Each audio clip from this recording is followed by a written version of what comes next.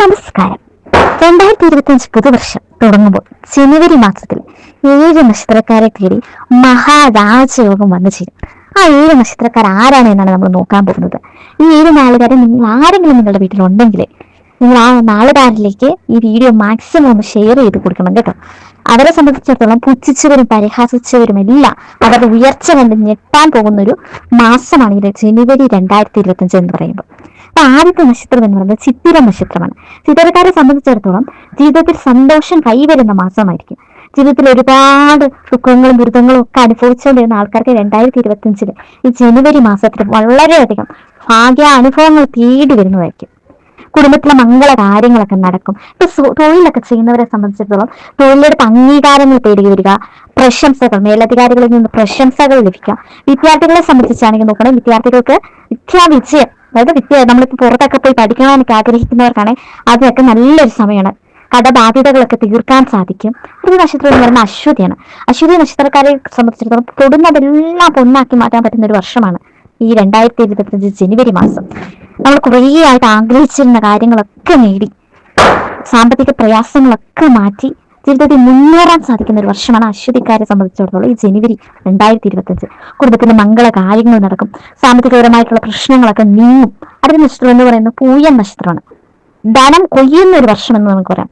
രാജയോഗ തുല്യമായ ഒരു ജീവിതം നിങ്ങൾക്ക് ജനുവരി 2025 നയിക്കാനായിട്ട് സാധിക്കും.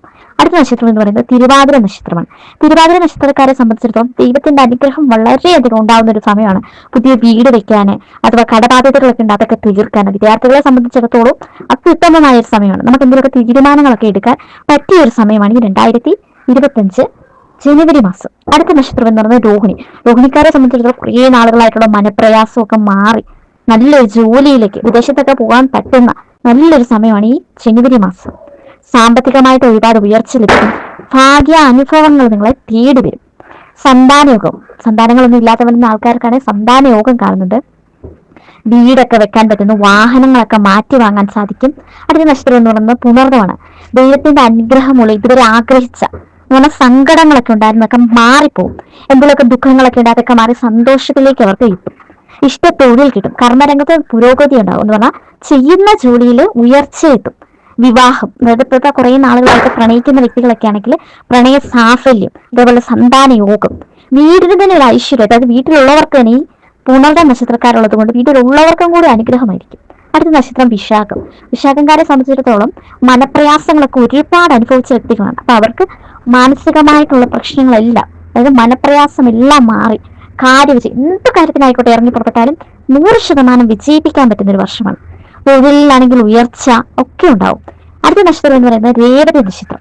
ഇതുവരെ അനുഭവിച്ച എല്ലാ കഷ്ടപ്പാടും ദുരിതങ്ങളും ഒക്കെ പൂർണ്ണമായിട്ട് മാറി ഈ ജനുവരി മാസത്തിൽ നിങ്ങൾക്ക് വളരെയധികം ഉയർച്ചയിലേക്ക് എത്തും. നല്ല ജോലിയൊക്കെ ലഭിക്കും. അതേപോലെ തന്നെ തൊട്ടതെല്ലാം പോയിനാകും. ഇപ്പം നിങ്ങളുടെ ജീവിതത്തിൽ വഴിത്തിരിവായ കുറേ തീരുമാനങ്ങളൊക്കെ നിങ്ങൾക്ക് ഈ ജനുവരി മാസത്തിൽ എടുക്കേണ്ടതായിട്ട് വരും. അതേപോലെ എന്തെങ്കിലും കേസോ കോടതിപരമായിട്ടുള്ള എന്തെങ്കിലുമൊക്കെ നിങ്ങൾ ഇറങ്ങി പുറപ്പെടുകയാണെങ്കിൽ നിങ്ങൾക്ക് 100% നിങ്ങളുടെ ഭാഗത്ത് വിജയം കൈവരിക്കുമെന്നാണ് കാണുന്നത്. അടുത്ത നക്ഷത്രം എന്ന് പറയുന്നത് മൂലം നക്ഷത്രമാണ്. തൊഴിലിടത്തിൽ ഒരുപാട് എന്ന് പറഞ്ഞാൽ പ്രശംസകൾ, അംഗീകാരങ്ങളൊക്കെ തേടി വരും. വീടൊക്കെ ഇല്ലാതിരുന്നവർക്കാണെങ്കിൽ വീട് വെക്കാനൊക്കെ ഈ 2025 ജനുവരി മാസത്തിൽ അഥവാ തുടങ്ങി വെക്കാനെങ്കിൽ നിങ്ങൾക്ക് സാധിക്കും. സന്താനങ്ങളെ ഓർക്ക് ഒരുപാട് സന്തോഷ അനുഭവങ്ങളൊക്കെ ഉണ്ടാവും. അത് ഞാൻ ഈ പറഞ്ഞ 8 നക്ഷത്രക്കാരെ സംബന്ധിച്ചിടത്തോളം ഈ 2025 ജനുവരി മാസം എന്ന് പറയുന്നത് ഭാഗ്യ മാസമായിരിക്കും ഞാൻ പറയാം. ഞാൻ 100% പറയുകയാണ്. നിങ്ങൾക്ക് ഭാഗ്യങ്ങൾ നിങ്ങളെ തേടി വരുന്നതായിരിക്കും.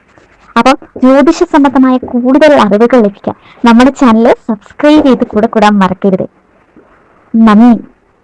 കൂടുതൽ വീഡിയോസ് കാണുന്നൊക്കെ തന്നെ നമ്മുടെ ചാനൽ സബ്സ്ക്രൈബ് ചെയ്യുകയും ലൈക്ക് ചെയ്യുകയും ഷെയർ ചെയ്യുകയും അതേപോലെ നിങ്ങളുടെ വിലപ്പെട്ട അഭിപ്രായങ്ങളൊക്കെ കമന്റുകളായിട്ട് കുറിക്കാനും മറക്കരുത്. ഓം നമഃ ശിവായ. എല്ലാവർക്കും നല്ലത് വരട്ടെ എന്ന് ഞാൻ പ്രാർത്ഥിച്ചുകൊണ്ട് നിർത്തട്ടെ.